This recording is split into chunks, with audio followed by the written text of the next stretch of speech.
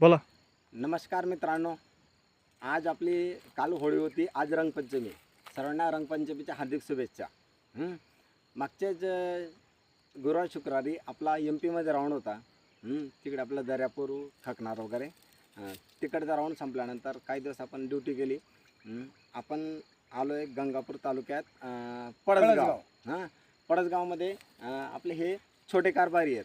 चौथे कारभारी चौथे कारभारी यांचा जवळपास आजच्या 3 महिना अगोदर बोर मारलेला आहे. यांच्या क्षेत्रात बोर मारलेला आहे. सर कने आपला फक्त थोडा अनुभव सांगतील.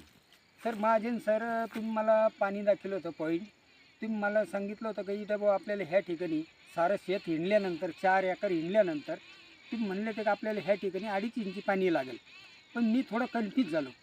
तर मी म्हणलं बुवा इथं आपण 2 बोर मारलेले, आपले कोरडे गेले, पाणी नाही लागलं आणि तुम्ही म्हणता का 2.5 इंची लागत.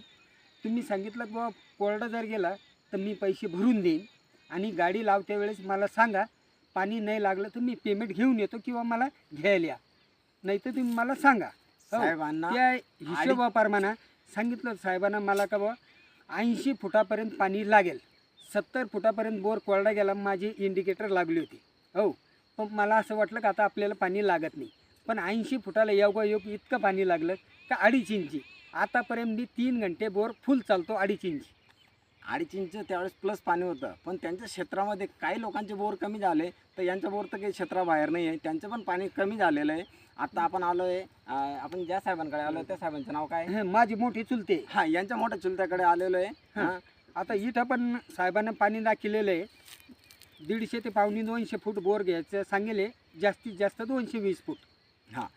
पाण्याची दिशा दशा काय ते मी सांगितलेलं आहे. येत्या 2-4 दिवसात ते जसं पण बोर 1.5-2 इंची पाणी लागणार आहे आणि जसं पण ते पुढे बोर घेतील तो पण व्हिडिओ पाहायला मिळेल. ठीक आहे मित्रांनो, धन्यवाद.